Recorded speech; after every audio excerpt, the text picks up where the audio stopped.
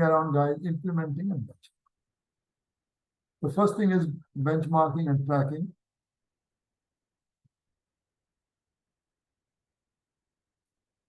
Winning suppliers are notified. Guys, okay, you have been selected. For incumbent, there will be communication that they will include any change in specification. For new suppliers, the communication plan has to be developed.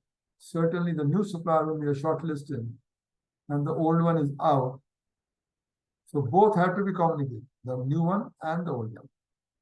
Now, how are you doing around? I just want to hear from you guys. Any one of you want to tell me?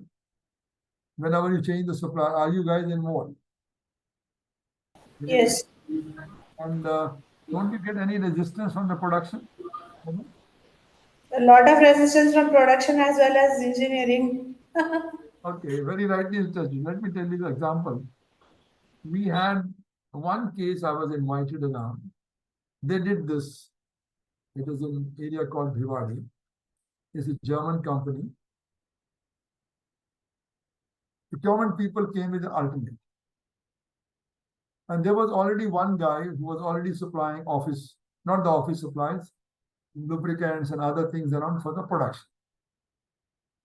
And these people found that this guy was charging us too much. There was another supplier who could provide same item at a lower cost, 25–30% lower cost. So purely based on the cost, they went. And they never involved the production guy. They never involved the people who use the material on the production. So it's basically indirect procurement, not a direct procurement. There's a normal for routine production, I need those items. Now, the day they brought the new supplier, the crisis started. The previous supplier, which was on a regular basis supplying for the last 5 years, and that supplier was knowing everybody in the shop.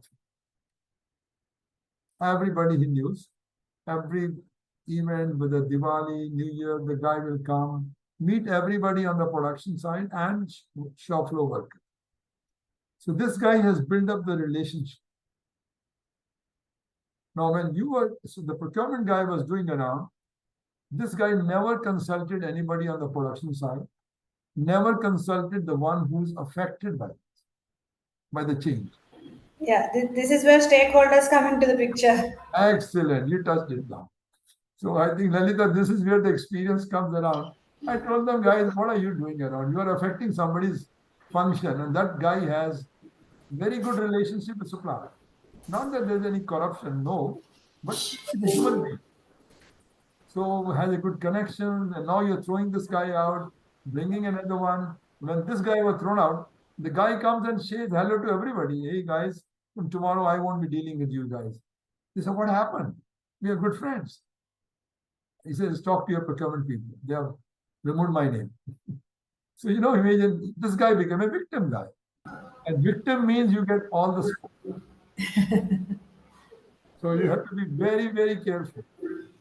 In procurement, supply chain, anything you do, like a politician, you have to always look around who is affected. Get them involved into the chain. So then you can use their shoulders for that. Otherwise, you're taking everything on your shoulder. You might be logically right, 30%, 40%, you are not the users.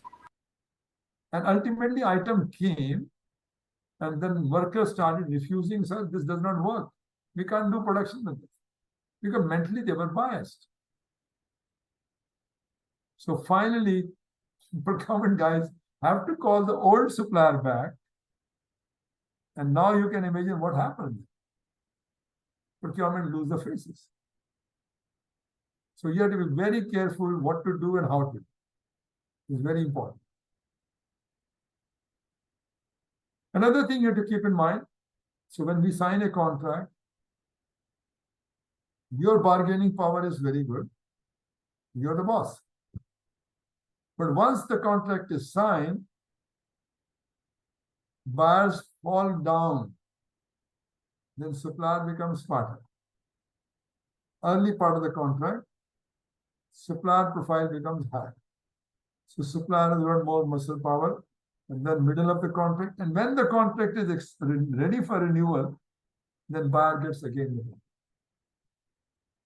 That's the true fact of the life. Yes. So both sides you have to keep in mind. You valleys and peaks around peaks and valleys. So sometimes you are the boss, sometimes supplier become the boss.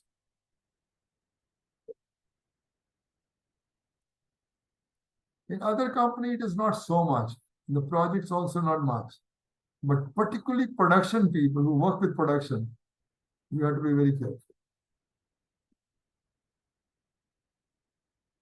Now comes the question of, okay, guys, we have selected a supplier. We need a performance indicator. How do I assess it? So first thing is, what is the spend? Who are the users? And who are the suppliers? Service level, value additions, and what is the impact of the cash flow? How long will it take? Where does inventory exist? Now we come to the additional baseline.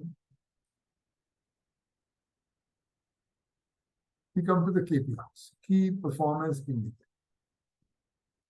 Do you have performance indicators for every supplier? Yes. What are the performance indicators you guys use?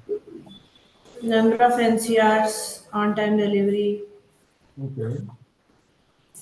and cost-wise, not much because it's on the part of sourcing. But coming to procurement, for measurement. So you have the performance indicators, Yes. values that measure the performance of organ procurement management.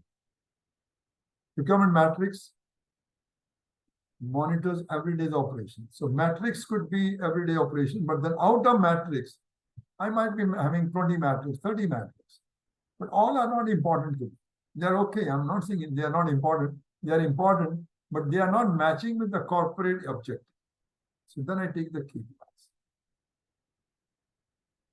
So by choosing the right KPIs with the help of manageable actionable matrix, one can significantly improve the decision making. Now, KPIs become what you measure. If you don't know how to measure, what to measure, it's difficult to manage it. So performance will improve when those performing the process know they are getting money. Normally, what we say KPI should be smart, should be specific. M is measurable, achievable, relevant, and time. First step is ensuring a 360-degree measurement system, which aligns the procurement stakeholders and STP, source to pay. So it basically has to address all the stakeholders and source to pay. Now let's look at the very basic one. You have a customer, then you have a supplier. Now customer needs very clear, I want this price, very fixed. I want this quality. I want delivery. Now you guys are passing on the same information to supplier. So delivery, you are not saying delivery by this, you are saying cycle time. So cycle time is 1 week, 2 weeks to take care of delivery. Price. So what this guy is saying price, for you it is a cost.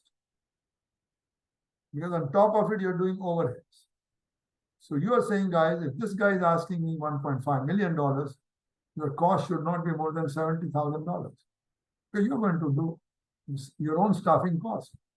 Possibly you also have to do some manufacturing input. You have to package also. So price, then you will convert the price into cost.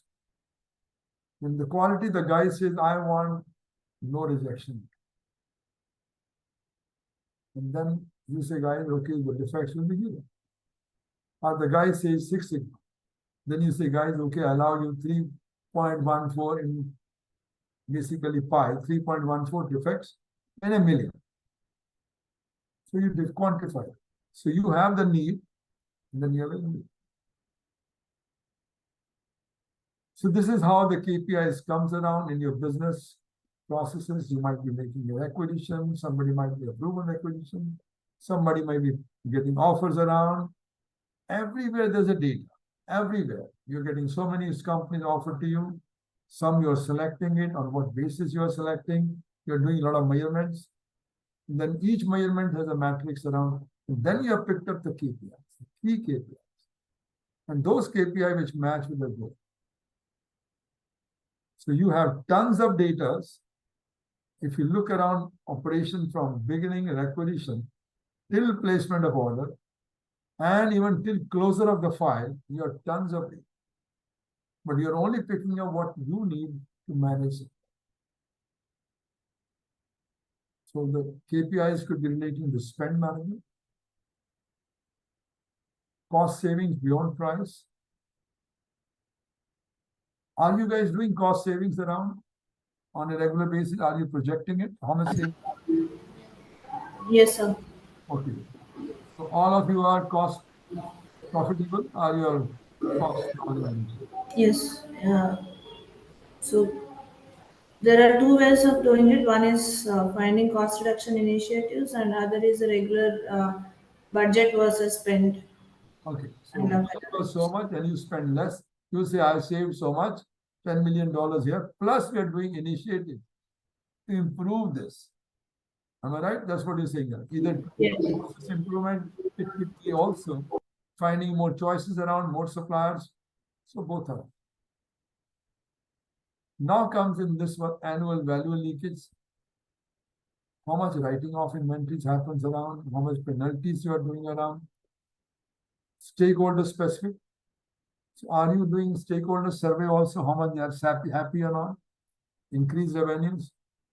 If you have come up with a very good product, good quality product, less rejection, it might have helped to improve your revenue.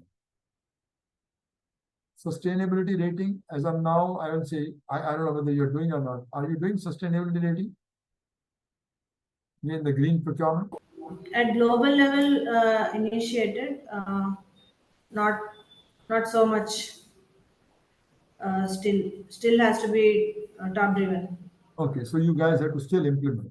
I'm sure Europe must have done it. Initiated at the global level, as I mentioned. Okay, Uh, but yeah, but need this is to. still ground level, it is still to come. Yes. Now, sustainability will also look into is the carbon footprints, other things around. Then based on that, you will give a rating. Supplier Okay. performance, supplier perfect orders rate, everything came 100% perfect, no rejection. In service level performance, are you using SLAs in your contracts? We are using HLS. Okay, so you are. Yes. Supplier risk, procurement return on investment. This one must be interesting to know. Are you guys doing this return on investment? Yes. For any new project or any initiatives, we will have to analyze this return of investment if we need any investment for the improvement projects. No, this one leads to that. What is the cost of your procurement, your office, and how much return you are getting? You got a point around. Let's say there's a project. The project is around $20 million. Procurement was 10 millions. And now what you've done around this 10 million, you saved. You spent only 9 million and to do the 10 million budget part. So you saved 1 million. And the cost of your procurement is also 1 million. Then you have covered the cost. Is that way we're doing around? No, I don't think we are measuring that way right now. Okay, so that way you're not trying to assess your performance of the team, how much it costs us and how much savings it will do. So the Yeah, ratio. right now it's only external, like how much we are spending and how much we are saving. Okay. Then we have process specific S2P. In the formats, definitely it is there. Like what is the cost of doing an activity? Activity based costing is there, but not drill down up to measures. Because some organizations are moving very fast on this, guys. We are not a cost center, we are a profit center. So profit center, they will always show, guys, we saved so much more than the cost of the department. So that's a one way. So they show the return on investment that way. We did this, we saved so much. Process Actually, specification. this we are measuring in terms of engineering hours, basically. Like Okay. in any project, there are some changes to be made by engineering or any engineering resources are required. Then it is covered under the total cost of Okay. change, the end-to-end costing. So in that engineering hours, project management hours, everything is covered. Thanks. So now we got this one. So procurement specific S2P workflow matrix, cycle time, response time, errors. So I don't know how much we are capturing around you guys. Response time from the supplier and response time from you also to the client finally, and cycle time. How much time it takes to complete S2P and how much cycle time is from the delivery time from the supplier. So basically all cycle. It's a workflow delivery time, cycle time from source to pay, average. That's what we need. So key KPIs which are there is one, cost saving KPIs, quality KPIs, delivery KPIs, and inventory. So here are the broad KPIs around key performance indicators. The next thing we have is SLA. So KPIs normally we are doing for tangible goods. Performance indicator, how is the performance? SLA we are doing for services. SLA is purely for service. That means, let's say you want to get a service of internet service. Your maintenance contract to manage your servers, computers, somebody comes, photocopiers. These are the services. So these service agreements we call SLA. Let's say you're doing a contract with Airtel, Jio, or Vodafone. You say, guys, we want internet not to, system should never be down. Even if it is down, maximum allowed is 5 seconds, 10 seconds per, not more than that. And if you say, no, I allow you as much you want, then the price would be different. But if the moment you put 5 seconds, 10 seconds, the price will shoot up. So we need to define SLA, and we define SLA by percentage.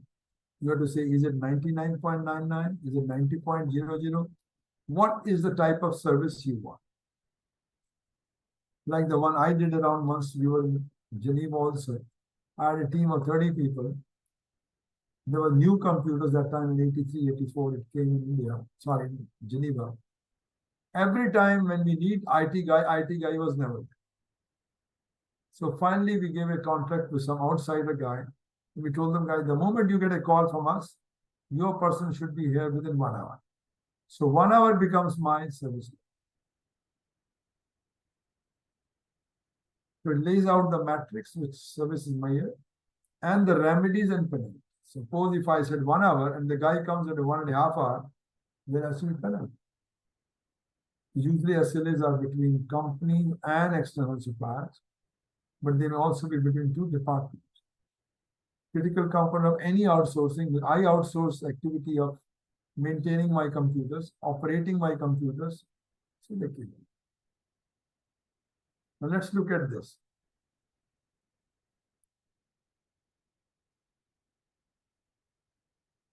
And 99.999, 5.25 minutes downtime frame. Too long for some reasons and allow the customers to reduce their payment by them. Are you guys doing this thing in your case for services like that? I'm just giving you one typical example.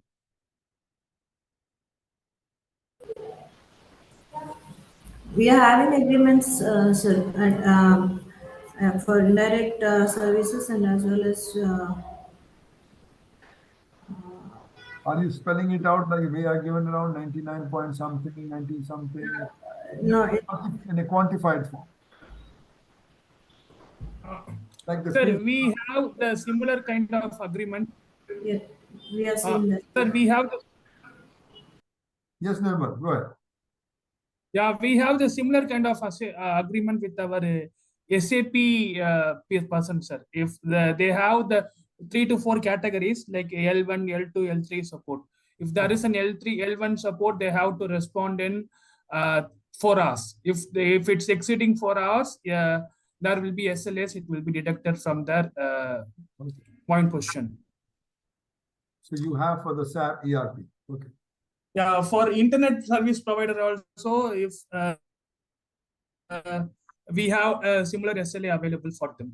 Very good. So I'm very happy that you have some. I would say all services is good to put down in writing so that tomorrow there's less of a risk. Yes.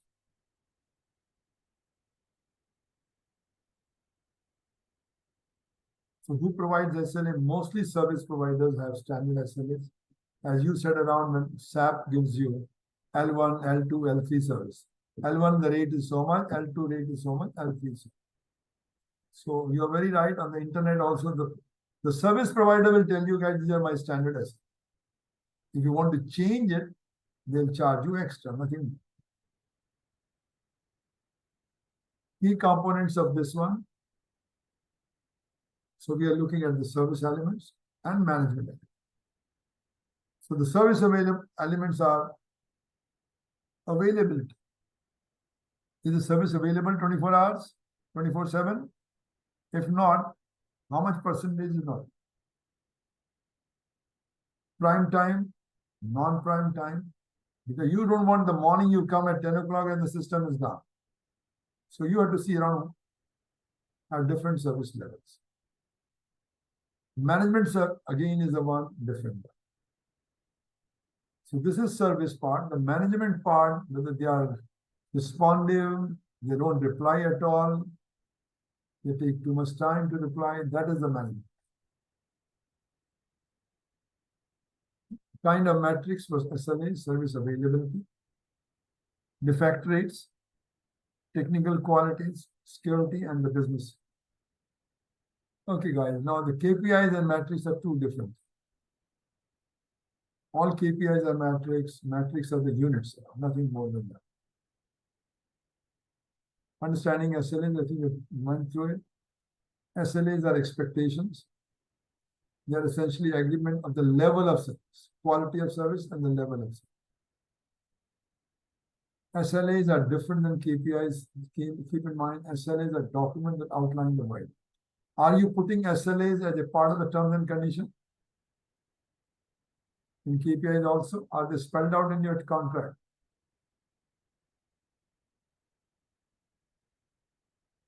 In your contract, when you're making a long-term agreements, are you putting down that this is what our long-term agreements will be applicable?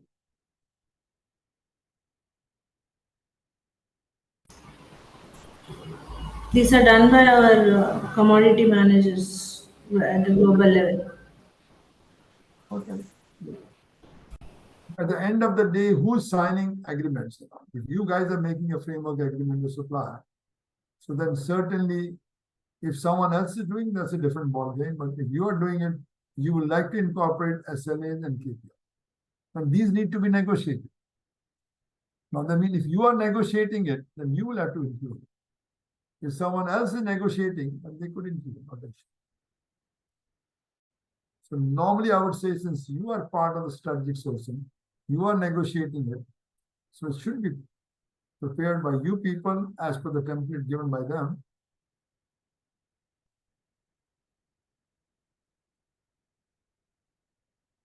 That will be passed on to us, and in some places we are part of that discussions as well. That's also okay. Checklist for SLA, statement of objective, scope of services to be covered, service provider responsibility, customer responsibility, performance matrix, penalties for contract breach. If something they have agreed that 99.999, which allows them 5-second drop, but if it is more than that, we have to spell it how much is good. So again, a question of negotiation.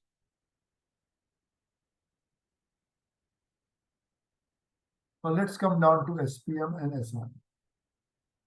So once you are done the whole under the part of strategy. So made a long-term. Now you want to make the whole vendor part performance management. This means a way of capturing, measuring, analyzing, and reporting supply. Are you guys doing SPM before I go further on this? Are you guys doing supplier performance management? And how are you doing? Then I can answer better.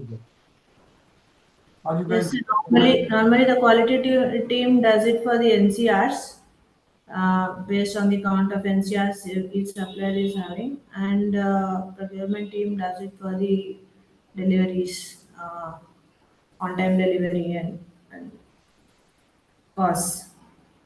But that doesn't cover comprehensively. To take care of delivery, when quality part looks into the quality part, how do we combine all the parameters? So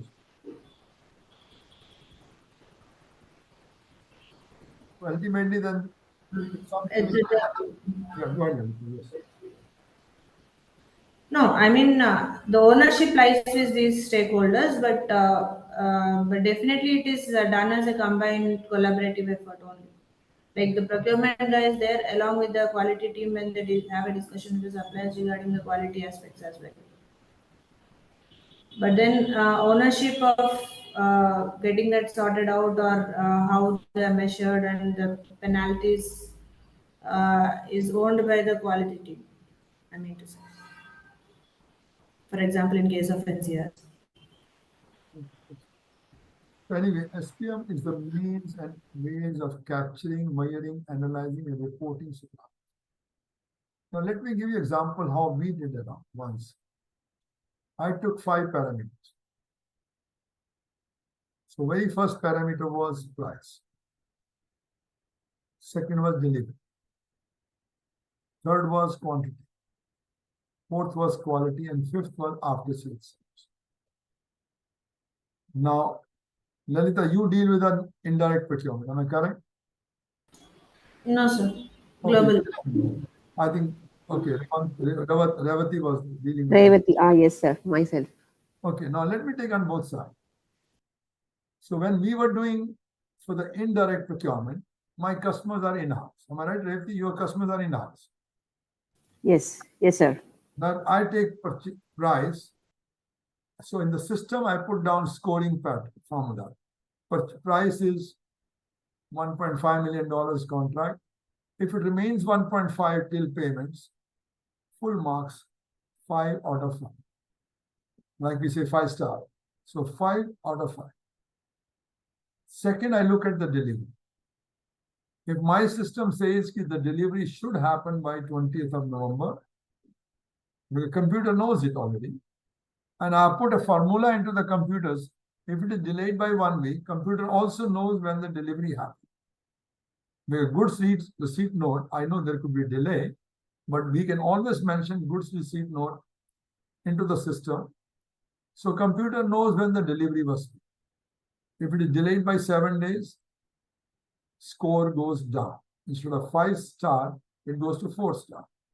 If it delayed by 2 weeks, it goes to 3 star. So computer does the calculation, computer does the score. I don't do anything. Okay, so here we measure in terms of percentages. It comes into percentages, I can convert into score. So it depends on the formula. It's not difficult. You could say with percentage, but that percentage I have converted into score. You must have seen nowadays when you want to travel sometime or you want to go to some place, airline or hotels, they give you score. Am I right? 4.3, 3.6. Am I correct? Yes. The ratings. So all ratings are coming in this percentage, nobody understands. If I say I want to go to this hotel, somebody writes 60%, somebody 70%, but 4.3 and 5, everybody understands. Of NPS, Net Promoter Score. NPS, which one? Net Promoter Score. Yeah, we could. Sorry, I didn't pick it up, honestly. No, are you talking about something like a Net Promoter Score? No, I'm looking at the performance management, supplier performance management. So supplier performance. When we overall like 360-degree performance, if it is measured in terms of cost, delivery, and as you're mentioning the overall, if you Yeah. give a rating to the supplier, for example, then like for example, if we rate ourselves, so if our customers are happy with us, our net promoter score would be a 10 out of 10. Yeah, whichever. I'm not saying, again, a scoring could be 10 out of 10, scoring could be 100%, whichever way you would like. I felt around was even that time, 5-star to me looked very impressive. Because I was in the US, everybody understand, oh, what is the scoring 5-star? Excellent. 5-star mean excellent. 4-star mean less. Very good. Good mean 3. Less than good is 2 or 1. So we went with that philosophy around. Now you can use any method. I'm not saying that. But SPM mean I look around the price variation, delivery variation, formulas were there, quantity variation, quality rejection, how much is allowed, how much is not allowed.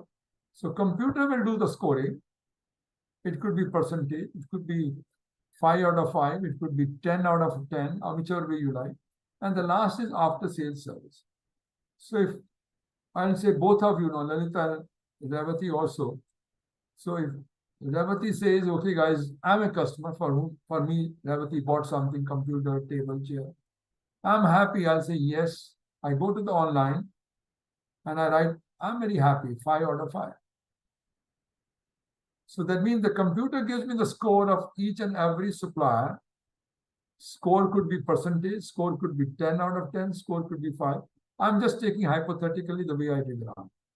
So I could do it for indirect procurement, and same concept I applied for the direct. Is it practical in your organization?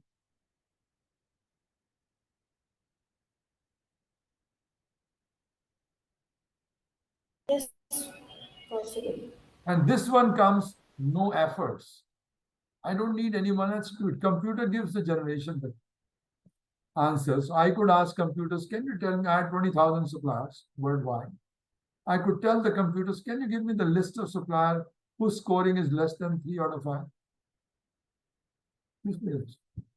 And then computer generates the email automatically. You guys, over the last 6 months, your performance has been, average has been 2.6 R3, which is below our expectation. Please let us know how we can help you to improve. I'm not So maybe if my understanding is correct, currently here what we are doing is categorizing them as preferred suppliers or to be improved or in exit phase, for example, to be continued or to be focused or to be improved and in exit phase. Like that kind of categorizing the suppliers. Okay, you could put in a very qualitative statement, preferred suppliers to be exit out, or I could do other way around scoring. Those who are doing 5 and 4, they stay with us. 5 is the best, 4 preferred, 3 okay, 2 and 1 mean out. So one could come with any approach. But then the only advantage is it is not done isolation by you. Suppliers are also part of it. So automatically message goes to them. That your performance, they will not say Krishan is bad or Lalita is bad or Revati is bad. They'll say, guys, this is a score. I'm not saying score. My computer is saying. No arguments on that. Today, if you say guys is out, you think that guy will have a grudge with you and write a message to the bosses? Yeah, that's we saw 1 or 2 cases like that, but yes, they wanted to exit themselves That is basically. what I'm saying, Lalita. We want to make it more in a computerized word, let computer answer. Means say, guys, I'm not doing anything. My computer does it. And computer says your score is this. Until you tell me my system of scoring is wrong. My system of scoring is not wrong. Yeah, ideally. So I would say, please, if you guys can implement something like that to begin with 5 points, later on expand them. You could have 6, 7, 8, 9 points, no issue. But to start with, take it 5, which are simple, easy, and computers can do. Even the email should go from computers. regularly. Telling the supplier that your scoring is so much.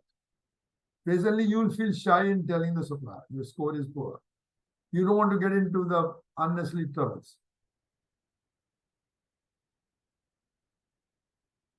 So, but the moment you do computerized, do it in a very quantitative way, then computer generates. And we'll tell the supplier before they're taken up, guys, every month our computer generates scoring. So be careful. So there is no, I mean, that way, guys, we don't like this company, we like this company. No. We have a system and system score. Okay, guys, so we have the SPM. So if somebody wants more clarity, I'll be very happy to answer. Did everybody got the concept which I'm explaining around an SPM? Yes, sir. Yes, yes, sir. Okay, good. Ramakrishnan is okay. Kumar, anyone? I'm okay, sir. I'm okay. Okay, now come the prerequisites. So we need to have category-based scorecards. So if I'm having not the category, I have a sourcing group, I'm in charge of one sourcing group. Ramakrishnan is another one, Lalita is another one, then each one has his own scorecards. But keep in mind, a poor scorecard of supplier reflects the head of the procurement also. So at the end of the day, because we select them.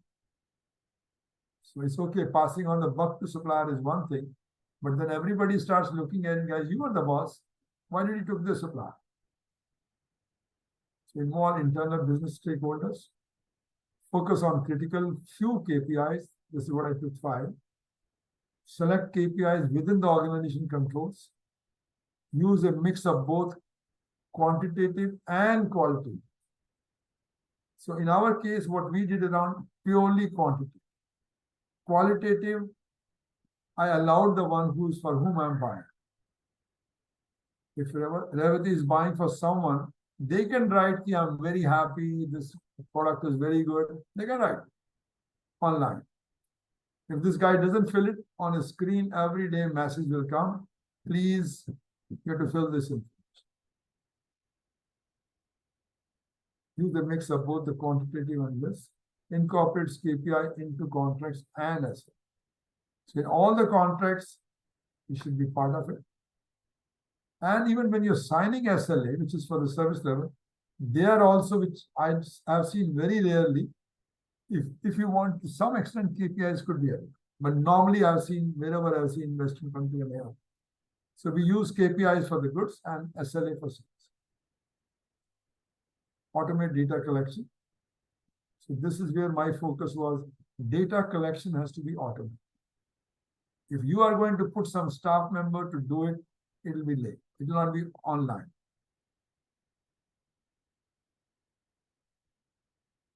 So now let's get down to SR. So everybody got some idea about SPM, or you have any question on SPM? I know you guys are not fully involved in this, but the way we do strategic sourcing, so strategic sourcing takes care of SPM and SR.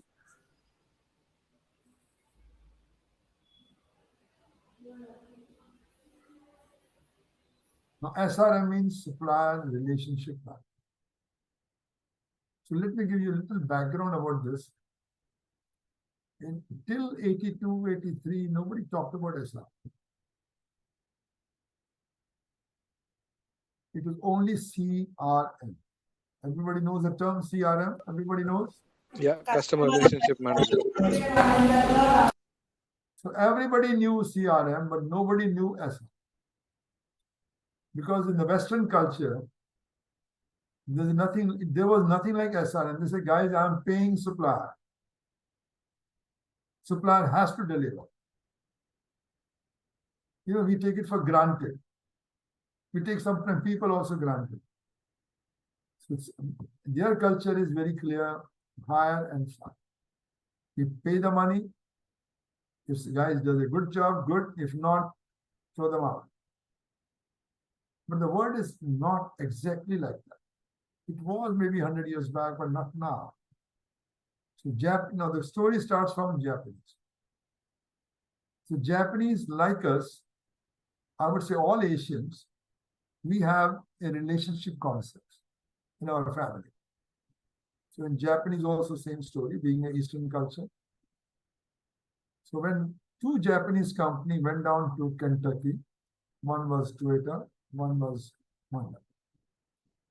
Now they went to Americas, small country coming from Japan, now competing with the mother company which started the auto industry, Ford.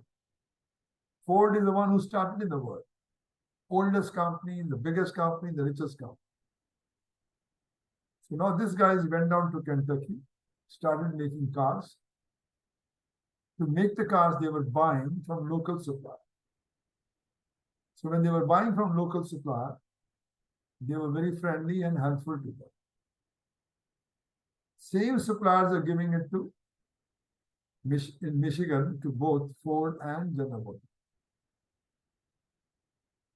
And after some time, they found, the survey was done, suppliers said, guys, we are very happy to work with Japanese. First thing, they were very open, they're very friendly, and they open up the cards in front of us, guys, this is where we need improvements. This is the place we need this.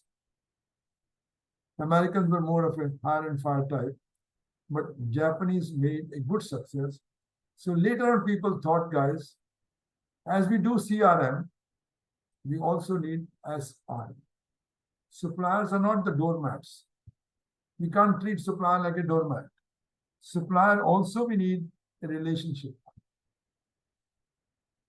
So when you're doing strategic sourcing, then you're looking at the performance management, and based on the performance, whose performance is very good, we need to appreciate. Then if performance is good, then I give again extension for next 2 years. So SRM is a strategic management interaction with external provider. So SRM entails collaborating with the key suppliers,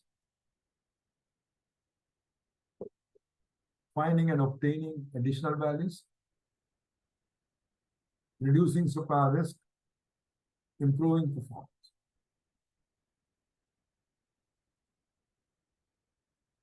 Look at the whole chain.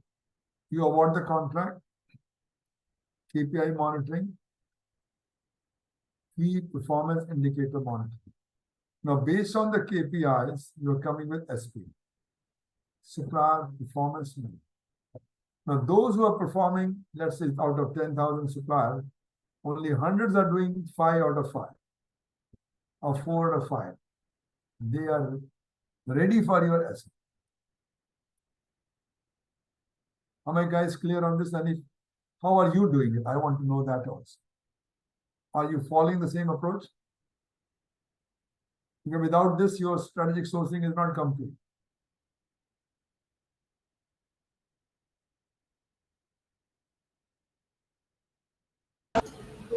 We normally give the, it's not so formal, but we do that. It's not very formal as of now. Okay, it's not formalized, but you are doing already SRM on a personal basis. You arrange relationship, am I right? Yes. It's not from the company that you are my best suppliers. We give a certain. We have supplier summits where we also recognize suppliers globally, giving them awards and recognitions and all those. But yeah, for the past 2-3 years, not happening much because of this COVID and other things. But otherwise, it was a regular custom practice.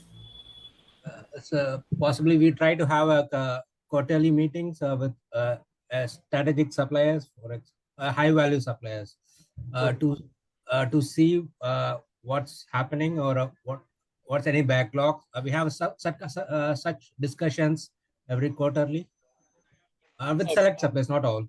Yeah, is correct. Actually, we are doing a quarterly business review with suppliers.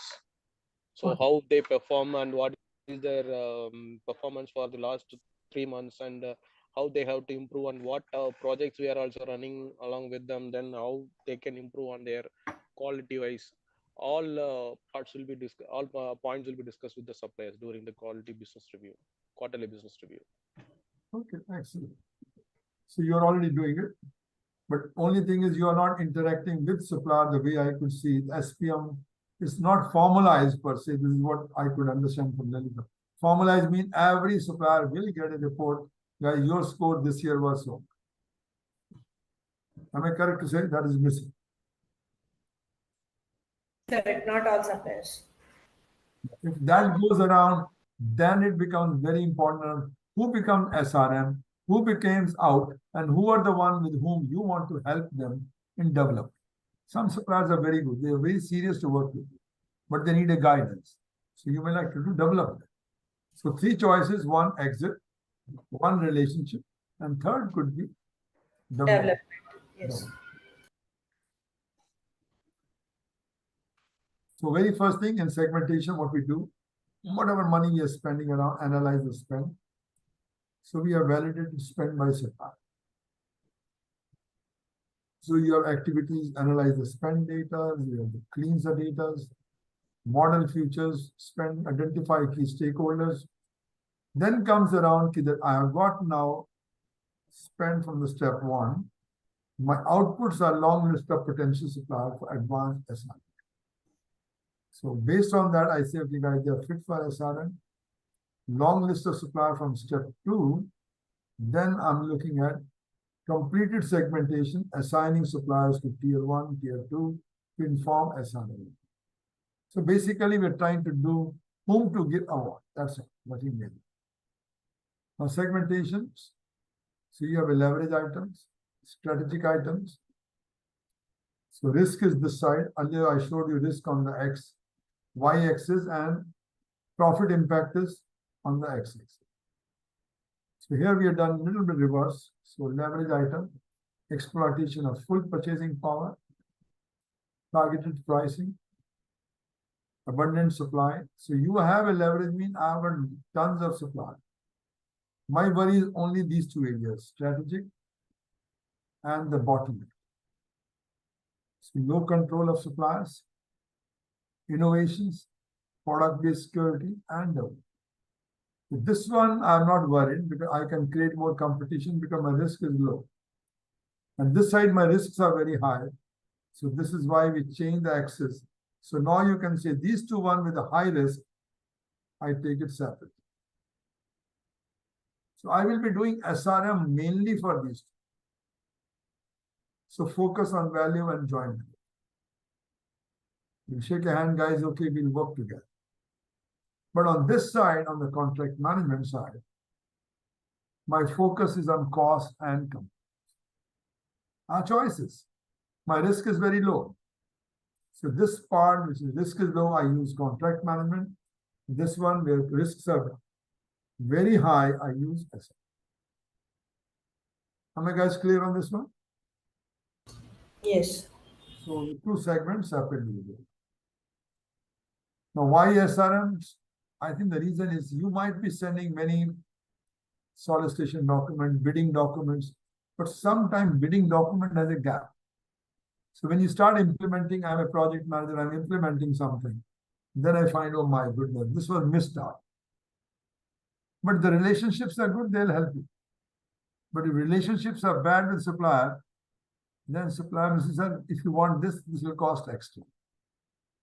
So sometimes you have an unclear expectation, not mutually beneficial, buyers, multi-supplier environments, miscommunication, poor governance, lack of coordination. So to take care of this, SRM helps us. Now we're talking supplier development. So 3rd part was 1, very good, SRM. 2nd, exit. The 3rd is the one which is a very small supplier, but very sincere. Maybe a startup company, but sincere and very serious to work with you. Identify critical products, identify critical suppliers, form a cross-functional team, meet with the top management of supplier, identify the key projects, monitor status. So once I do this, then I know what has to be. So in short, if I want to say, we're developing them, we're hand-holding them and trying to become bigger. So you can see the relationship spectrum. On left side, we're looking at competitive, short, very low impact. Trust-wise low. Communication-wise also okay. And problem solving means we are saying do on. So this side, when we say adversarial relationship, my relationship is very limited. But the moment I go on the right side, my relationship becomes strong. Because I'm outsourced to them, my partnership I work, I co-destiny around. So this side, I don't care. I think, okay, it's a one-time buying. It's not a regular buying. The value is very low, easy to get, then they are. But the complex item, they're all this side. Okay, guys, now we come to the strategic sourcing roadmap. Krishna ji, Yeah, sorry to ask you, can we have a 10 minutes break, please? yeah, certainly. I think in a subject like this, I love breaks frequently. So people fresh up their mind and ask questions. Because now I could see the questions are going down. So more you ask, then I'm satisfied that you are understanding. Okay, guys, 10 minutes. No worries. Yeah. Thank you, Krishna ji. We will meet after 10 minutes. Yeah.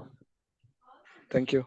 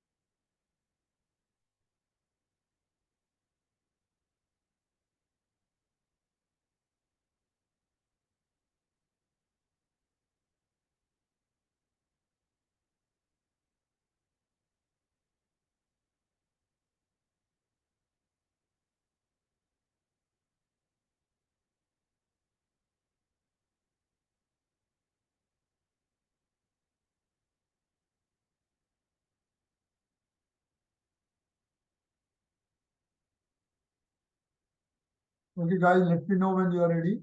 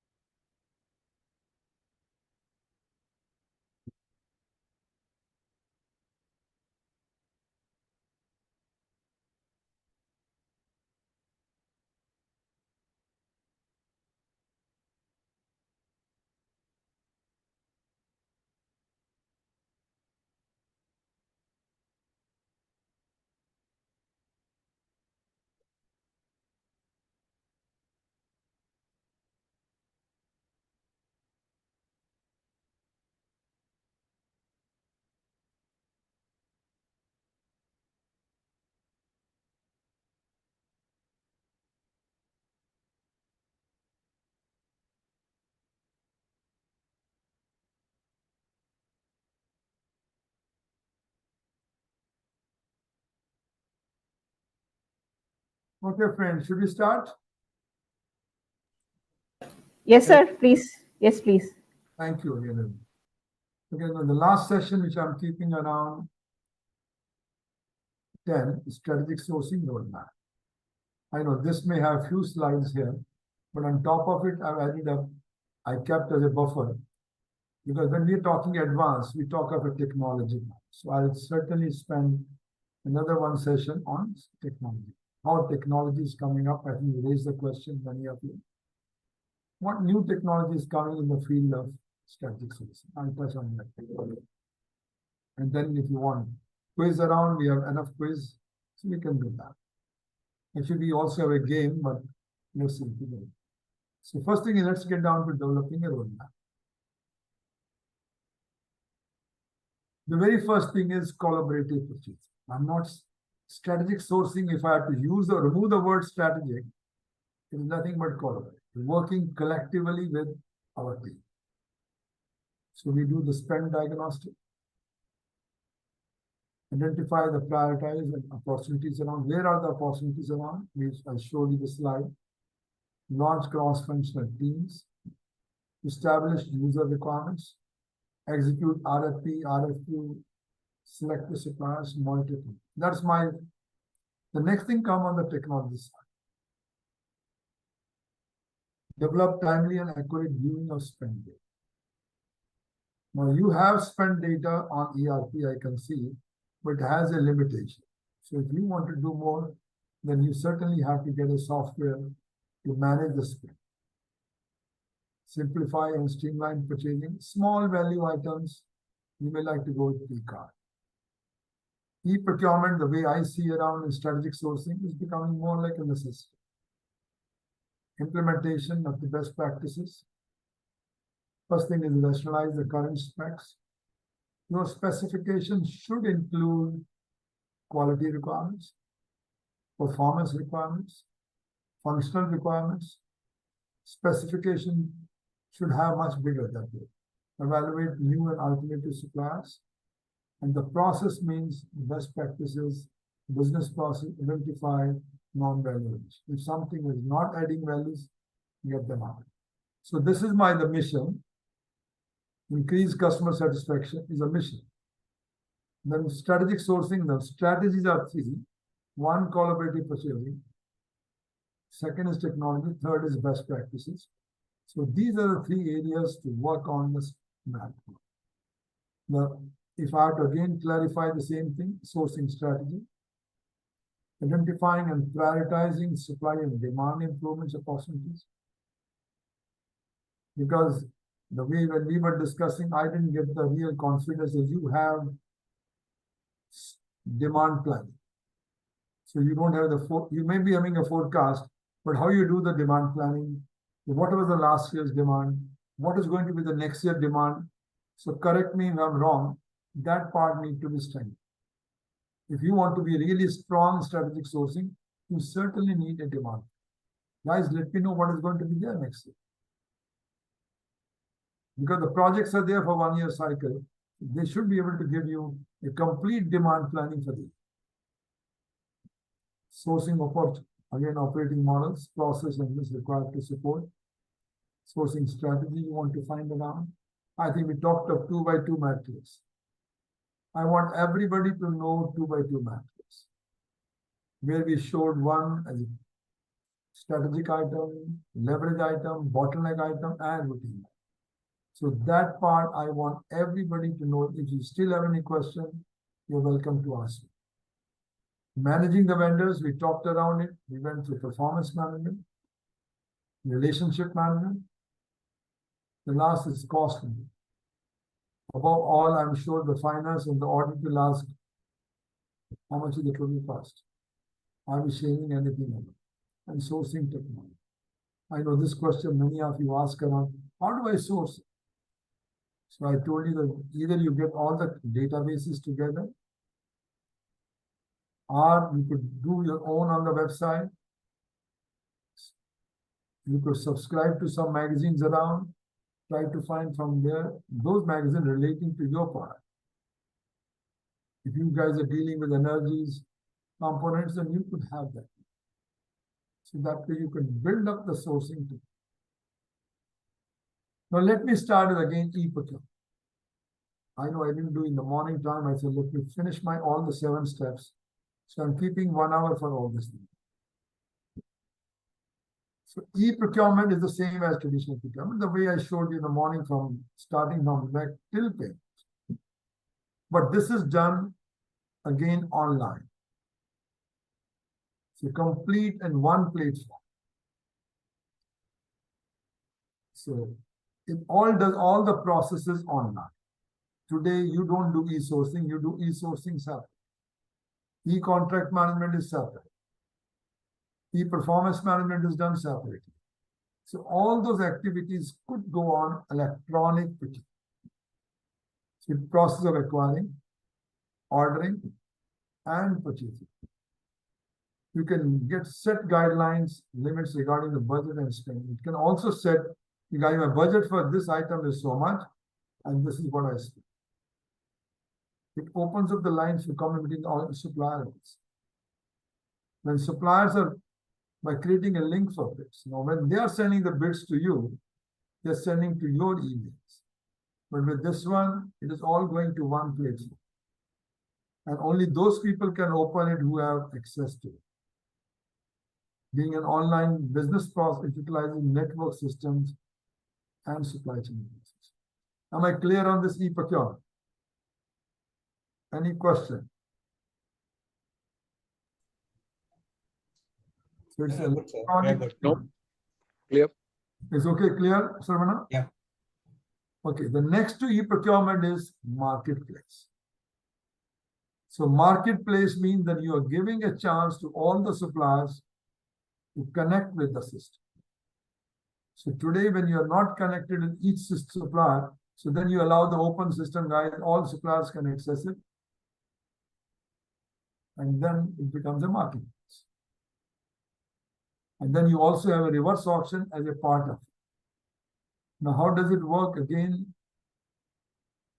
So many of the processes which are done manually, which are time consuming, they're done like e-auction, e-tendering, all are done in the system.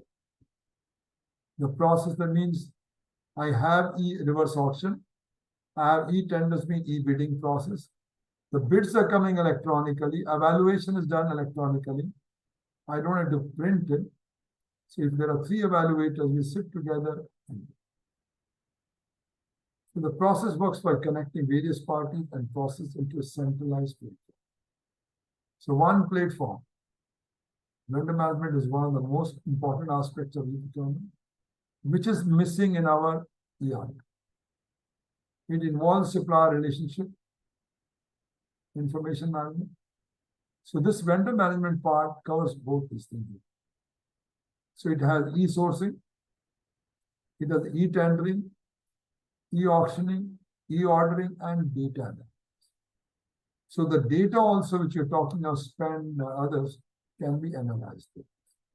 So this is the beauty of e-procurements. So once you're able to get it, then it makes it much more visible. Now, when we're talking of data, so far we talked about the procurement spend data. Spend data alone is not good enough. Now I'm moving into the advanced world. So far, strategic sourcing we have covered. But the moment I say it's advanced strategic sourcing, then there are other elements. And those are the one I'll be covering up now. Advanced means I'm not only depending on spend data, I also look at other procurement. Procurement data is nowadays people say it's a gold, some people say it's oil. It's a star of the procurement process. If you want to really shine into your process, you need a good data. So procurement data is any information about the procured goods. There are two types of data. One external and second internal. Now external data, I would love to hear from you whether you have market reports. Every item provides value and direction to realize it. Let's say there are market in each regions around Latin Americas, Europeans, Asias. You want to see, guys, what are they doing in this field? Who are the suppliers? Bank information. Business procurement process through risk assessment. Provide visibility in terms of business procurement process through risk assessment. So you are doing a risk assessment. Public financial statements. So now these financial statements can help the procurement team to take it from, let's say I want to give a contract to one team, but I don't have access to the financial. I don't have the annual accounting of the company. Is this company making a loss making, profit making? So what we did around long back when I was heading in the UN, I said any contract more than 10 million, I want D and B rate. Everybody knows D and B, Dun and Bradstreet. D and B. Prabhu? Yeah. No, sir. Okay, Ramakrishnan. No, I'm not aware of it, sir. If you Okay. could throw some light, it's good. Scoring, you must be seeing in Yeah, the some I know, sir. Oh, you know it. Okay. So DNB rating is the one Dun and Bradstreet rating. So they do the rating of every supplier. Now that supplier rating, they'll say, guys, is this company doing well? What type of management it is? How many legal cases are going against this? You might give a contract, but the company has 20 legal cases. A company is due for acquiring by somebody. You need to know that. You can't give a business. I showed you one financial strength, assets divided by the liability. That's okay, one component, but you need to know more, a particular high value contract. Then we have external analytics databases. Now you have presently no market database. So you are doing with your own experience or past data. So you're going with the past data, but no new database, which are the new suppliers. So this is where when morning somebody asks around what is going to happen with the company. So once this database of supplier database comes in, available to you, the story will become like Alexa. You tell Alexa, play songs for this, it plays. So once we have many databases available, put them into one jumbled up. And then you have right question, right clarification. You could ask question, it'll print out. If you have the 10 suppliers, the 20 suppliers, or whatever item you want. You say, I want a supplier in this region. But we are still far off, but people are working on it. Am I clear on the external data? And this is the one I find many Indian companies are still weak. If you are part of the G, I'm sure they must be having bank information. Are you having any data with you as of now on external side? You have spend data, but external data, anything? No, to my knowledge. Maybe Kumar or Nirmal can comment. Okay. Anyone guys want to comment on this? Or do you see the necessity of it as of now?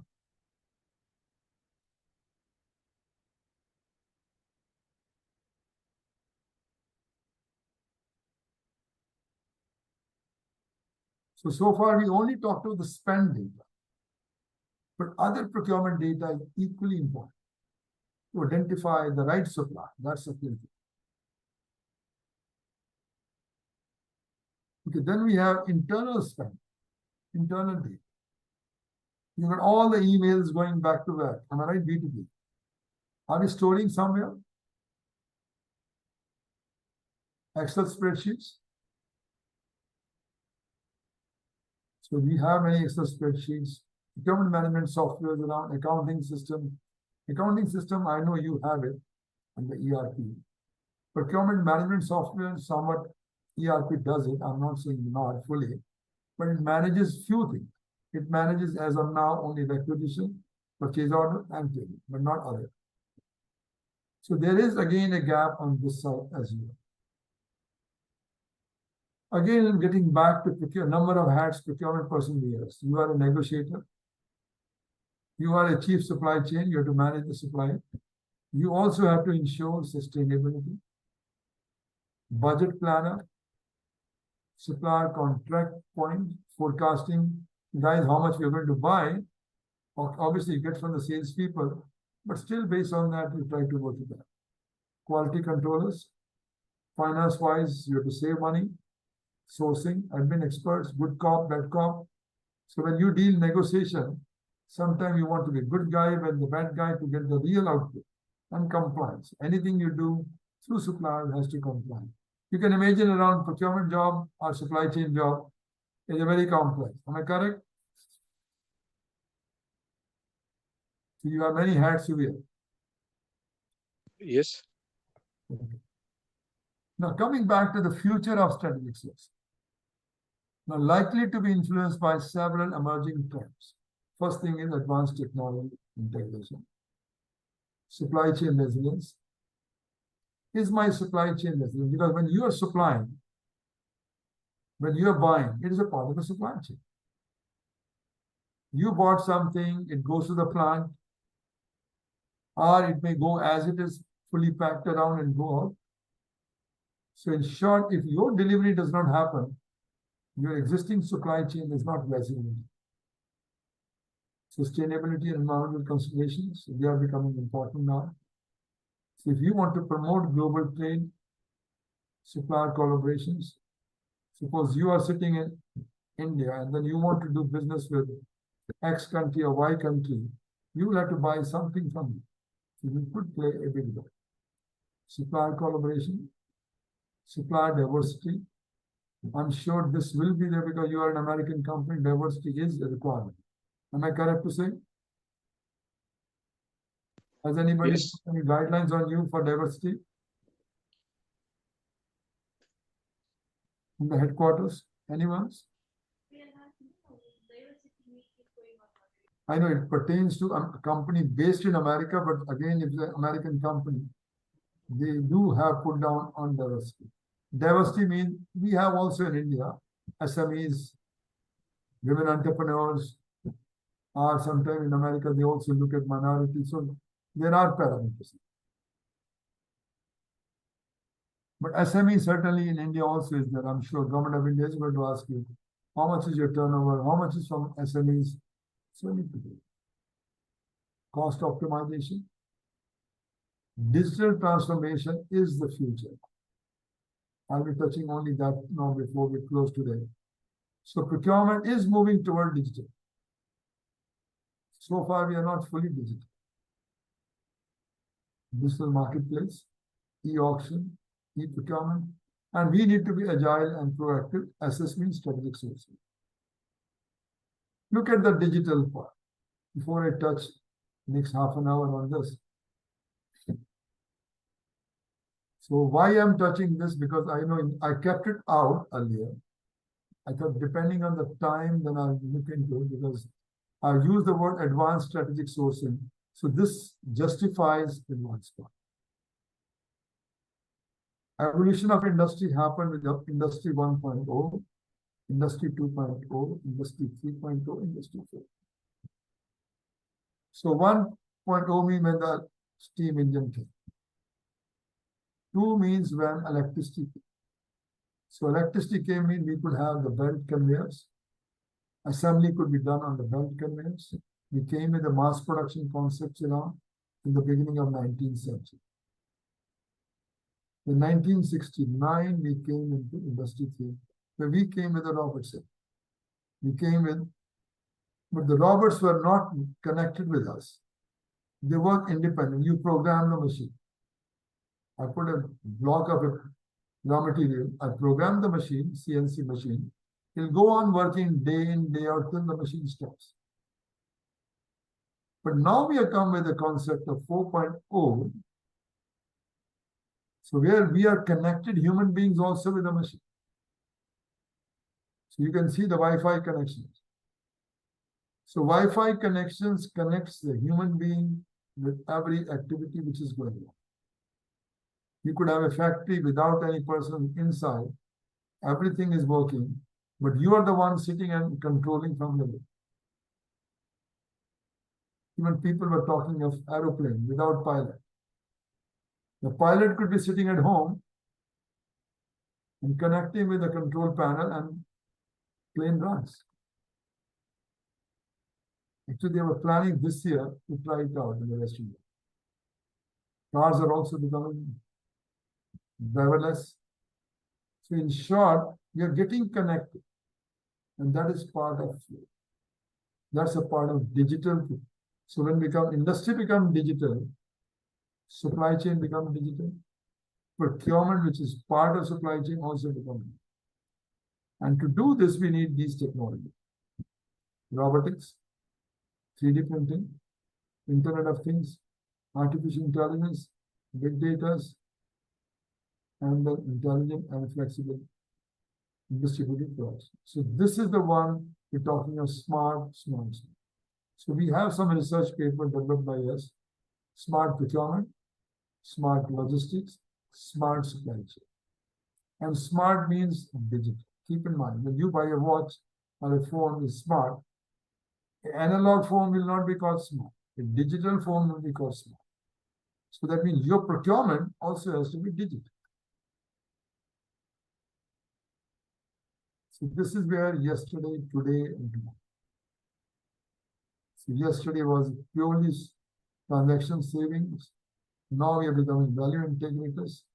And now 2020, we are looking at the risk and reward and creativity. Which risks are there, how to manage the risk, how to reward the people around. Now look at the strategic procurement, which you guys are doing 1980s, started in 1980s or 90s. Now we come to e-procurement. And from e-procurement, you will go to digital. So you still, the way I'm understanding from the team consultation with you, that's why I kept this session out. I said, okay, when last minute, I'll explain to you what is e-procurement, what is digital. So everybody got the concept of e-procurement now? What it does, end to end? Yes, sir. Yes, sir. Okay. So E means electronic end to end. And digital means, I'll go next step later. So this is how the story started. MRP, procurement, ERP, and then came e-procurement. So you are still on ERP. Then this is procurement 3.0, and this is procurement 4.0. Because ERP, to pull the data, you have to program it. And it gives you only that data, what has been told to it. But in e-procurement, it's very easy and friendly to take out the data. Because all one's platform. Here, ERP, it is not a full platform end-to-end. So this is where I said to you in the very beginning, ERP is not a solution to address the procurement pain points. So your pain point is, I want to spend data the way today you thought of new ideas of data. It is not only the spend, you also want to manage internal, external, all data. So procurement is not in ERP, is only giving if I want how many acquisition went, how many purchase orders I made around, which company I did around, how much money I spent with each supplier. Yes. But these are very limited. It doesn't give you the complete fully picture. So 3 parameters you'll get. Requisition, I don't know whether you ask ever. POs, how many you made? You may ask sometime, how many POs were made by X or Y person or Z person? The only thing you can ask from ERP is the purchase orders. This supplier was paid how much? This supplier was paid how much? Which category? Nothing more than that. It's very limited. Now coming back to digital transformation. Now everybody is moving into digital transformation, so that's the focus. Actually, we are doing for one company complete on digital transformation. It's an aluminum company which basically produces aluminum products. So digital transformation of the company. So digital means, if I take a simple example, in the good old days we had the black phones. They were all analog. They were not digital.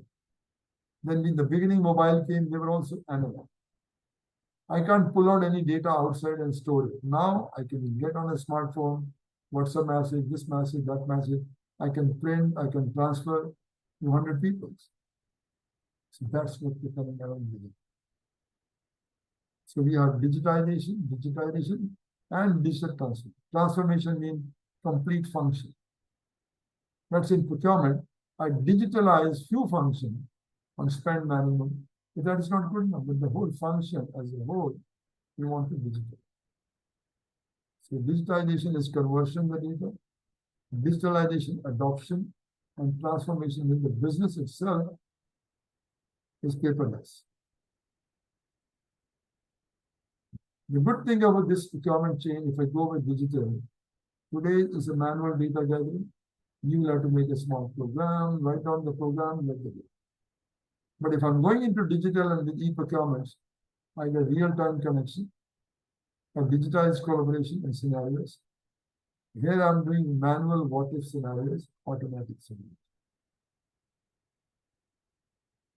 Now, do the create values. Spend visibility. That creates value to me. So certainly creating a spend queue. So if you have a software which can create a queue and then you can drill and find all the 3 dimensions. You say supplier, alpha, beta, gamma. What item they report from them? Which other company used it? How much was used around? So I can find the goods category. I can also find for whom it was bought, which project it was bought.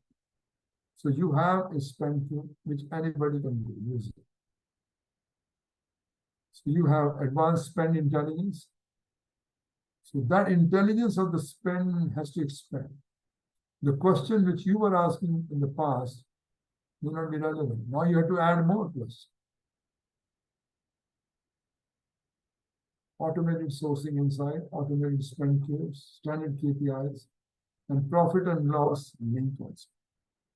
Then we are doing collaborative and advanced sourcing, category strategies, workflow portals, category analytic solutions, use of IoTs, clean sheet and standard costing. If I want to do the cost analysis, clean sheet means I'm doing from scratch. Assuming that I want to make it with a new plant, how much is my raw material cost? How much is this? Business collaboration, supplier qualification. We're looking at supplier access. What data you maintain of the supplier? Any one of you? What data you maintain of the supplier? Do you cover all those 10 C's which I talked around?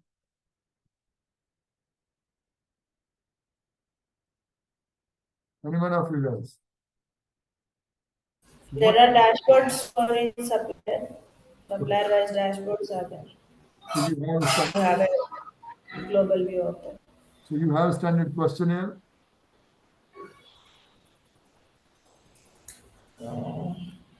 At present, we have this Tableau metrics.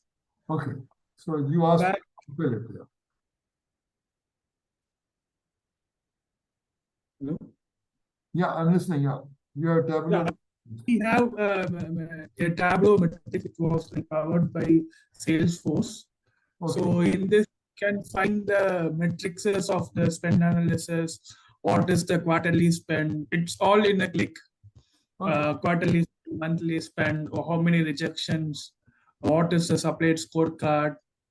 And it's not been implemented into India. It's available for global sourcing team and global engineering teams everywhere. But from India, we have just started it. We are working on it. Okay, excellent. Thank you, Nikhil. So e-sourcing events around ERFX. So today you are not sending electronically. I mean, you are sending through email, but it's not fully electronic. The guys go and they fill on the RFX on the template and send you back. E-catalogs, e-auctions, supplier collaboration platforms. So you can imagine around procurement area is becoming much wider and wider. Actually, I would say if I compare with marketing and other finance, procurement has been left behind. Everybody thought procurement is a support function, but now I think people are giving a lot of weightage to it. So I'm sure in the time to come, this will change. P2P workflows, automated compliance part. Are they complying with my requirements? Compliance in terms of delivery, compliance in terms of quality, compliance in terms of the complete all contract clauses. Performance management, again, I want a scoring card if it can be done automated. Now, procurement dirty secrets, worldwide people say there are risks, lack of visibility beyond tier 1. Am I correct in that? Your case also, do you know the tier 2, tier 3 supplier or only tier 1?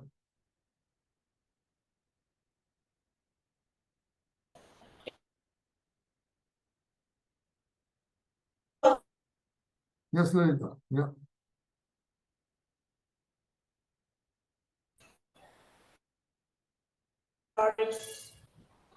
Lalita, I think the voice is not coming clear. So I know presently, Lalita, I'll put it this way around. I mean, if you somebody can put in the chat box also. So lack of visibility beyond tier 1. This is common, I find problem, which nobody cared, honestly, before COVID-19. But after COVID-19 now is becoming a new focus, guys. We should also know who are tier 2.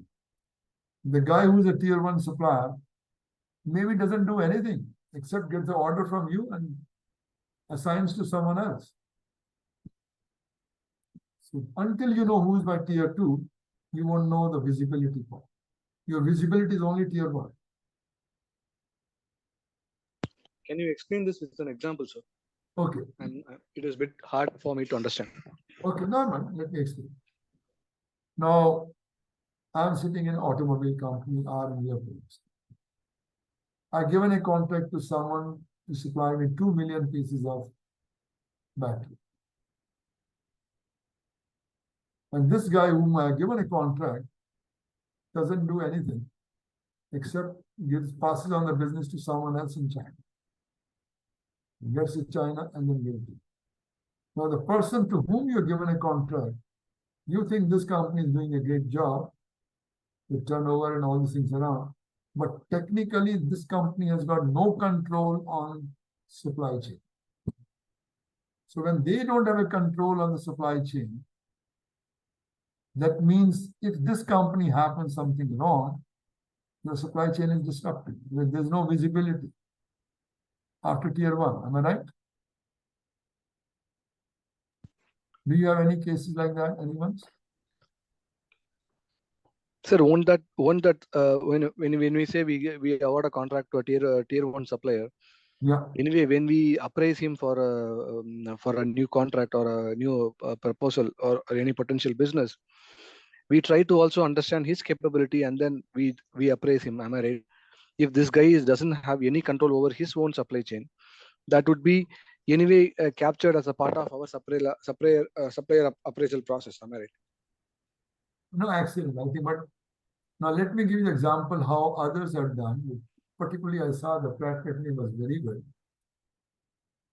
because I work with the Pratt Whitney in Malaysia. What they do around is they get, let's say, they advertise or they're looking for suppliers for this. The fan, impellers, body, whatever you make, a motor. They get 10 suppliers. And all the 10 suppliers, they'll say, guys, first thing, here's a question. I know their questionnaire is very long. People get fed up. It runs into close to 100 questions. They have to answer. First, on the material side, quality side, management side, capability side, everything, they have a question. So they take 10 or 12 broad parameters. Under each broad parameter, there are 10 sub-headings. So they will even look at it, their financial strength. So they'll have 8 or 9 questions. Capability, 8 or 9 questions. Quality, it was a must that every product shall conform to some international standard. So that also is one. So like this 100 questions, everybody has to answer. Then a team of 5 people, again a cross-functional team. One guy from procurement who coordinates, one from production, one from design, and one could be from marketing, and one from outside. Always one person from outside. In this case, I went as an outside person in Malaysia. So outside person means they feel this guy has got no conflict. Because once you are dealing with X and Y supplier, day in and day out, you get biased some. But when you get somebody X independent person from outside, so then what we do around is we also ask supplier questionnaire. They also ask each supplier to give a video from end to end. How the production is made of that item which you want to place order. So company sends you the videos end to end. Then now you're getting the questionnaire answer, you're getting the videos. So a team of 5 or people, 4 or 5 people, they look at the question, they look at the videos, and then they decide out of 10 which one to take, maybe 3 or 4. Then they visit them and then contact us. So that means visibility is beyond tier 1. I'm not saying that you have to do for all items, but certainly which are very risky items, very critical items, I think that one we need visibility beyond tier 1. Am I clear now on this point? Yep, I'm clear, sir. Okay. So poor data qualities, I think, is another problem, which presently you have on the spend. So I'm very happy to note that you guys have very good spend management, irrespective, it comes from ERP. You have a standard question, but if you want to change the question, I'm sure you will have to go to the programmers and then get it. And then ERP does not have those information. How can they answer those? Some other questions. Only thing they can tell you suppliers and amount. But the lead time, I doubt it can answer now. It can, if I get goods receipt note is there, when was the order signed, it may be, but then somebody has to program. And that is a very time consuming. So this is where people are saying data. So this is the first thing comes very important. So data means we have to move beyond spend. So today you're focusing only on the spend, but in future you may have to spend on many other things. Because once I have a data, I can do my risk management. I can do my predictive analytics. I can do compliance. I can do planning. So that part, I didn't get on the planning side because you don't have demand. Am I correct to say? Yes, So your planning, to me, I was not very clear, honestly. How the plans are done? Without what? Strategic sourcing, you're doing the plan. Because if I'm trying to negotiate with X company, you need to know the volume, am I right? Are you using that carrot? Guys, my volume this year will be so much. Am I clear, Ramakrishna? Yes, sir. So when you are doing a negotiation with supplier, which I know Monday we'll be discussing a negotiation, So negotiation is all about the volume and delivery. So pricing will depend on that. Price has no meaning until they know volume. How much you're going to buy this year from them. Otherwise, you will not get a good deal. I mean, contract can be signed, but not the issue around. But to get the good deal, you need to know the volume. So this is where maybe Monday we can again carry on because we'll have negotiation. So these are the technologies which are important. Data, big data, data analytics. Then we have clouds and security, IoTs. So IoTs are very important around. Since your items are not like medical or food supply, but in case you want to track and trace end to end, then IoT helps. Virtual manufacturing technology, we're talking about 3D printing. Virtual VR, I'm sure you must have seen in the games and all the things around VR. The goggles which you wear, and then you are able to see what you want. So that is also becoming very powerful. And that is used for the warehouse. If I got a big warehouse, like warehouse at one having 1.5 million SKUs with, then we want to see area is 2 kilometers by 1 kilometers. The Walmart headquarters one. You need VRs, and VRs can help me guide this item is lying here, this item is lying here. And so many pieces of it. So autonomous transportations within the storage, I could have, like obviously we can't do in the roads, but within the warehouse, we could do the advanced robotics. So they are the broad technology. The blockchain is also there, and they're the ones. So we are moving from spend, e-sourcing, contract management, supplier management, then we're going to P2P. So once we get digital procurements, your whole source to contract becomes predictive. So today, I know many companies are not predictive, but later on, once I got digital, my prediction could happen. So I could check around the supplier base, I could predict about the prices, I can predict about the cost, all predict. Yeah, I got all the parameters which affect the cost. So once I know what is the cost is driven by these prices, let's say copper cable. Copper cable price is covered by the copper, plastic coating, and transportation. Okay, now copper is 75% of the cost. Copper rate is linked with London Metal Exchange. If the London Metal Exchange goes up or down, it can work out the cost. So again, on the supplier management side, also there I can do some automation. P2P certainly can be automated. It's a low value item, you can do it. So digital transformation is no longer optional, but is picking up very fast in nodes. The reasons for not moving is one is the cultural issue, process issue, and technology. Technology is still very costly. Failure rate is very high, still 50%, 60% is a failure because people are not aware how to implement. So obviously happier users, future of digital procurements, category management, or even your strategic sourcing, SRM, risk management. So all if you want this.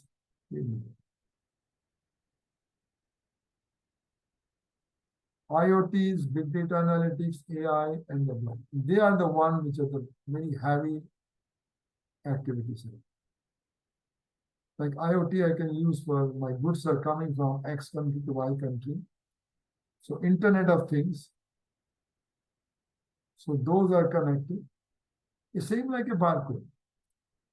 But these barcodes are not having any active, but these barcodes are more like intelligent. They send signals.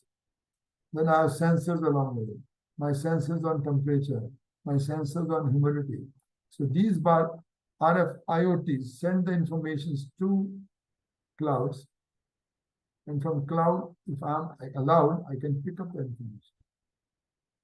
So this you can track and trace. So let me explain a few more things before we wrap up.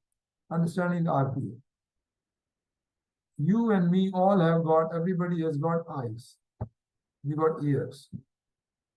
So eyes are seeing something, creating a data. The data goes into my head. Ears are also listening. That also goes to my head. The data is very quickly, smartly processed by the brain. And data tells you, Krishan, somebody is behind you. Be careful. Somebody can hit you. The car is behind you. And then it immediately tells my body, get out of it, run out of it. And run out of mean I'm doing robotic processing. So you have IoTs, which is eyes and ears. It gets processed in the brain. Same thing, we are trying to work it out now through artificial intelligence. So the God has given us same thing we're trying to replicate. And then this will give me the guidance. You need to do this. So we are trying to replicate human function, nothing more. Am I clear on this point? Yes, sir. And this is the way slowly strategic sourcing is going to get. As of now, you are far off. So when I use the word advanced strategic sourcing, then this becomes a literally part of the strategic sourcing. If I say strategic sourcing, I've covered from step 1 to step 7. But advanced means these are the things which are coming up still in the process. I'm not saying yeah, but in the Western world, we're going very far. And I use the word advanced intentionally because I thought you are part of the GE, and GE certainly will be doing the latest content. Robotic process automations, understanding AI. I think I've explained you AI, what is there. It is typically nothing. You have algorithms, you have formulas. And it follows the formulas. If this happens, do this. If this happens, do this. So those formulas, with the case of machine learning language, algorithms, nowadays natural language processing is very common. If database is there, and database, I can pull the data, or I can speak in my language, even local language also. I can pull the data. Now you are going to the computers, tell them, guys, can you tell me how much spend was done with this supplier? One, you make a small program. Other one, you can speak out. They'll give you the report straight on the computer. So that NLP is also becoming very critical. I'll touch a little bit of NLP for negotiation. So I have kept 2 things for you on Monday meeting. How to use natural languages, how to use game theory for negotiation. I know India, hardly anybody is doing it now, but abroad it is picking up a big way. Overview of AI.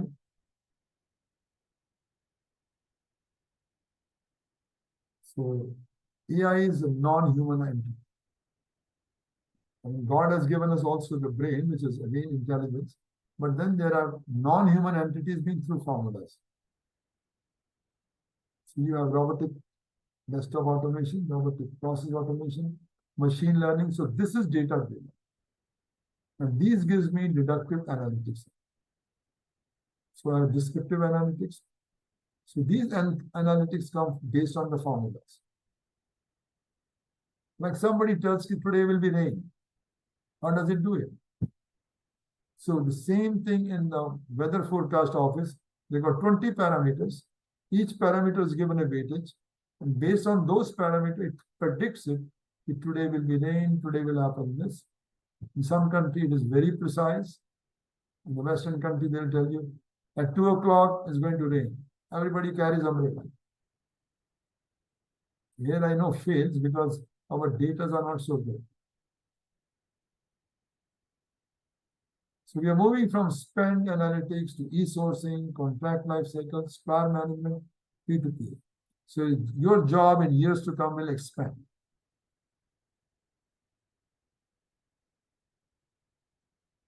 So when we are getting into digital, the only negative thing is this structure is dead, which we have today, the pyramid type. then becomes more of a network. Another thing I wanted to tell you that we have procurement people have to be very good on procurement skills. One is relationship management, analytical, soft skills, empathetic negotiation. But on top of it, you need to have functional competence. So it's like a T.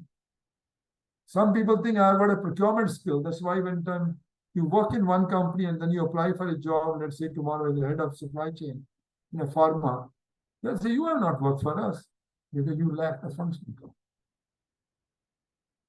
It's not a rocket science, but one has to learn the part. If today I'm buying IT equipment, I know IT.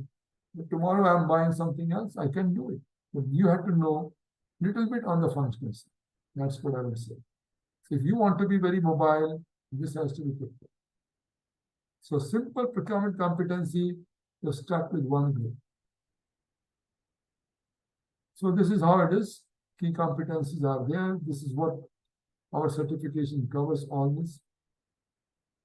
And again, presently we have procurement like this. Strategic is very small, operation is big, 80-20 we were discussing in the morning. T is my tactical, S is strategic. Now this we want to turn it other way. More strategic, less operation. And operational part could be automated. Am I clear on this point? This I want everybody to understand the way future transformation will happen. And more with your strategic source.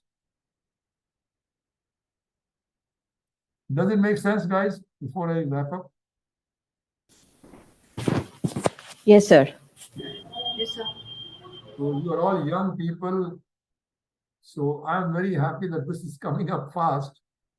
So time is not very, another 5 years, 6 years, you will find very common. So that means O people or T people will have to be trained into strategic function. I know this is where people get confused. O will go away. O jobs will not go away, but people will have to be upskilled to learn S function. T will have to go first, upskill. O will move to technical. O will start.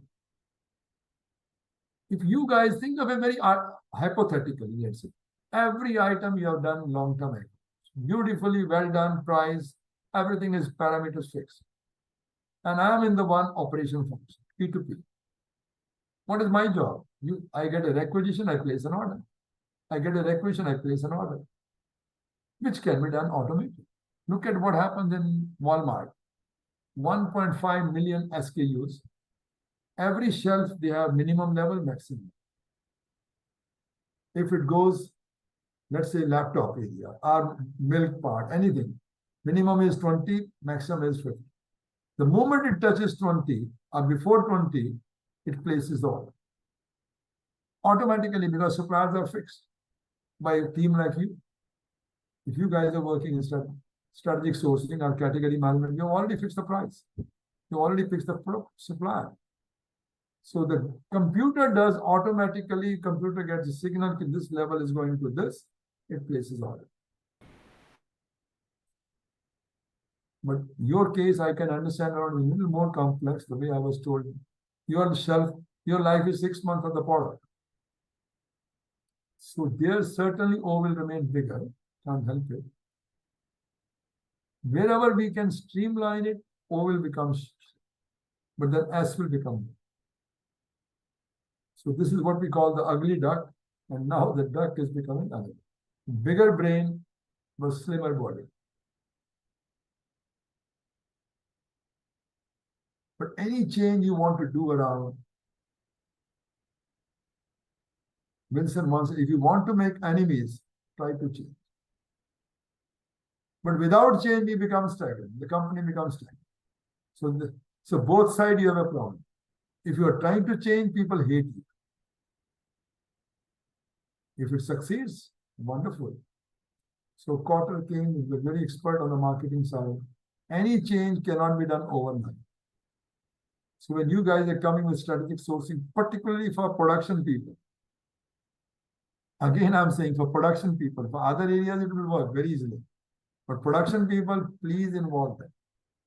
Create a climate for change. If you're trying to change something, create a climate. Talk to them, guys, come on, let's have a coffee together. And this is what we are planning. so they don't hate you. Engaging, enabling the whole organization, implementing the system. So sometimes doing is one thing, but implementing is the most toughest job. Okay, guys, with this, I want to thank you all. I have got some quizzes, but maybe we can do next time, on Monday, when time permits.